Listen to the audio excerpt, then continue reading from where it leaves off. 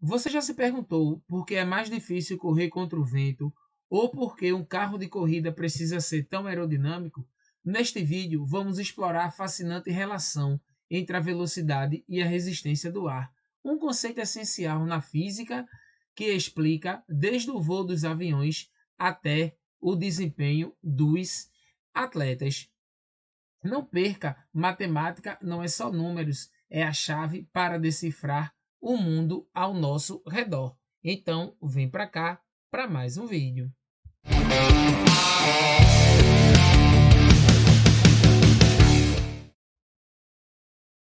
Então, gente, vê só. É importante destacar aqui que a relação entre a velocidade e a resistência do ar, ela é diretamente proporcional, mas não é linear, tá? Então, eu estou dizendo que é diretamente proporcional porque, né, elas aumentam juntas. Só que como vocês estão vendo aí nessa fórmula, né, o F, ele depende do V que está elevado ao quadrado, né? Esse V aí é a velocidade do objeto lá, né, que está em movimento. Então, quando a resistência do ar aumenta, né, a velocidade ela também aumenta, né? E quando ela diminui, né, quando a velocidade diminui, a resistência do ar aí ela também diminui, beleza? Então, assim, vocês estão vendo que aqui temos uma função quadrática, pois esse termo v aí, ó, a velocidade está elevada ao quadrado. Então, a relação entre a velocidade e a resistência no ar é uma relação aí quadrática, tá? É uma aplicação de uma função quadrática. Vocês estão vendo aí, ó, que esse Pzinho aí, né, é a densidade do ar, V é a velocidade do objeto, C é o coeficiente de arrasto, né, que depende do formato do objeto, e A é a área frontal. Então vocês estão vendo aí que a força ela depende de vários elementos, tá? Entre eles a velocidade. Então o que é que a gente pode dizer, né, pessoal? Se a velocidade ela dobrar, a força ela quadruplica. Se a velocidade triplicar, a força ela vai aumentar aí 9 vezes, né? Pois é 3 elevado ao quadrado, tá bom? Então isso explica, pessoal, muitas coisas. Isso explica por que, que um carro de corrida ele é tão aerodinâmico, por exemplo, né? E explica também por que é tão difícil para a gente correr contra o vento, né? Quanto mais a gente imprime velocidade, maior é a força exercida aqui contra o nosso corpo, né? Que é a força de arrasto que a gente chama. Beleza? Então, se você aí, ó, tá na rodovia, né, no ABR, e você dobra a sua velocidade, por exemplo, você sai de 50 km por hora para 100 km por hora, a força ela vai quadruplicar, ela vai aumentar 4 vezes e não somente duas. E isso aí tem algumas implicações, como por exemplo no consumo de combustível. Então, quanto maior a velocidade, maior também é a força, maior é o consumo de combustível. Beleza, gente? Eu vou mostrar para vocês agora aqui essa relação graficamente. Aqui, gente, nós temos aí aproximadamente, né, o gráfico que mostra aí a relação entre a velocidade, né, e a resistência do ar, que está aqui na vertical, ó, em newtons, tá bom? No caso aqui, essa velocidade está em quilômetros por hora.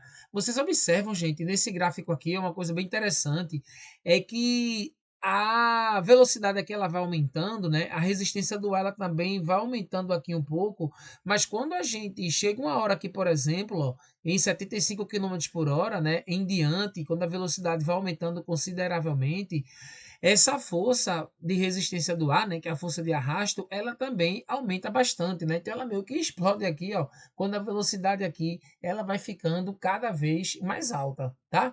Então, como eu disse no início, ó, quanto maior a velocidade, maior é a resistência do ar. E essa relação aí, ela é quadrática. Então esse gráfico aqui na realidade está mostrando aí parte de uma parábola, né? Somente aí com os valores positivos de velocidade e de resistência do ar, tá bom? Então vejam, eu trouxe para vocês aqui, ó, né, a nossa fórmula que eu mostrei para vocês no início do vídeo, e eu trouxe também aqui uma tabelinha com alguns dados, né, onde nós temos aqui os fatores na primeira coluna, né, são os fatores daqui da nossa função. Nós temos aqui, ó, na segunda coluna, né, nós temos um Boeing 747, na outra os dados para um skatista em alta velocidade, aqui um carro, né, com velocidade aí de 27,8 metros por segundo, tá? Então, o que é que acontece, né, gente? Eu peguei aí essa velocidade, tá? De 27,8 metros por segundo, tá? Eu coloquei aqui, ó, a mesma velocidade nos três para vocês perceberem aí o que é que acontece, né? Com essa força de arrasto, tá? Tanto para o skatista, para o carro e para a moto. Eu vou calcular aqui, ó, a força de arrasto desse Boeing, tá? Então aqui vai ficar assim, ó, observa na nossa função, ó. Lembrando, gente, olhando aqui para a função quadrática, o que a gente quer é encontrar, né, o valor da imagem quando o valor do domínio aqui, ó, o V, ele vale aí 250, não é? Já que esse C, o P e o A são valores aí constantes, né, para esse mesmo objeto, tá? Lembrando que isso aqui varia de acordo com o objeto que você tem. É claro que a área frontal de um Boeing, ela é muito maior do que um skatista, de que um carro ou de que uma moto. Beleza? Então, lembrando que esses dados aqui, pessoal, eu peguei na internet. Então, a força aqui da resistência do ar no Boeing, que está com essa velocidade de 250 metros por segundo, vai ser o seguinte, ó. Vê, a gente vai utilizar aqui, ó, esse C aqui, né? Esse Czinho aqui, que vale 0,02, colocar aqui, ó, 0,02, tá? Vezes o nosso P, que é a densidade do ar, que nesse caso aqui vale 1,225, não é? Vezes o A, que é a área frontal aqui, ó, em metros quadrados, que para o Boeing aí é 180 metros quadrados, né, gente? Tá considerando aí a fuselagem, as asas, tá? Então, uma área frontal aí bem grande, não é? Tá bom?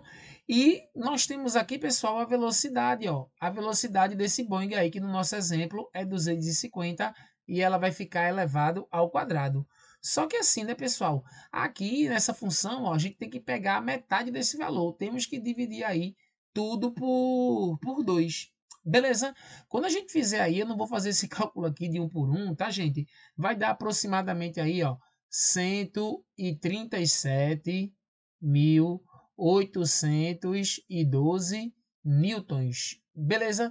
Isso daí é a força de arrasto, né? Que um avião aí ele tem que vencer para poder aí voar, né, gente? Tá bom? Então eu trouxe essa tabela, gente, vou colocar aqui para vocês, ó, o valor 137.812 newtons. Então eu trouxe aqui essa tabela para vocês calcularem aí a força em newtons de um skatista em alta velocidade, de um carro e também de uma moto, ambos com a mesma velocidade. Vamos considerar isso aí, tá, gente? Para a gente comparar aí o que é que acontece com a resistência do ar, tá bom? Quando vocês forem calcular isso daí, pessoal, vocês vão perceber, pessoal, que aviões eles sofrem muito mais com o arrasto, né? Com a resistência do ar, né? Porque a velocidade ao quadrado aqui, ó, né? Esses 250 ao quadrado aqui é o que domina aqui o nosso cálculo, né? Vamos dizer assim. E ele tem uma área frontal muito grande, gente. Tá bom? Vocês vão ver aí que comparado com o skatista, a força em newton do skatista é muito menor, né? E eles sentem, né? A força de arrasto proporcionalmente relacionada ao seu tamanho, né? Mas em números absolutos aí, gente, nem se compara com a de um Boeing, né? A de um avião, tá? Então, falando ainda do avião, gente, a gente pode dizer que essa força, né? Essa força de arrasto, a resistência do ar exercida aí num avião, né? É tão forte, é tão grande que cerca de 20 a 40% mais ou menos aí do combustível é gasto somente para vencer aí essa resistência. Beleza, pessoal? Então vejam, continuando aqui a nossa aula, eu quero trazer para vocês aqui esse gráfico, gente. Esse gráfico aqui, ó, ele é um comparativo, né? É um comparativo. Observa que a velocidade aqui está em metros por segundo, né? E a resistência do ar aqui continua em newtons. Ele aqui é um comparativo entre três coisas aqui bem importantes, ó. Uma bola, um ciclista, um carro e um avião. Então vocês estão vendo aqui, ó, que a bola, né, ela tem uma área bem pequenininha, ó, de 0,05 metros quadrados, ó. Então a força, né, a resistência do ar aqui na bola é bem pequena. Tá vendo aqui, ó, quase uma reta. Tá vendo aqui essa reta amarelinha que está aqui embaixo? Já no ciclista, pessoal, aumenta consideravelmente em relação à bola, porque a área frontal, não é? A velocidade do ciclista também, ela aumenta, gente. Em relação ao carro, ó, o carro também aumenta, gente. Mas observa que não é muito distante. Por exemplo, se a gente for olhar aqui, ó, com velocidade de 40 metros por segundo, um carro e um ciclista, eles sofrem aqui, eu vou dizer aqui aproximadamente a mesma resistência do ar, né? É claro que muda aqui, né, gente? Tá? Mas observa no avião, pessoal. O que é que acontece, ó? Um avião, ó, a resistência do ar, ela é muito maior em termos matemáticos, em números, pessoal, tá?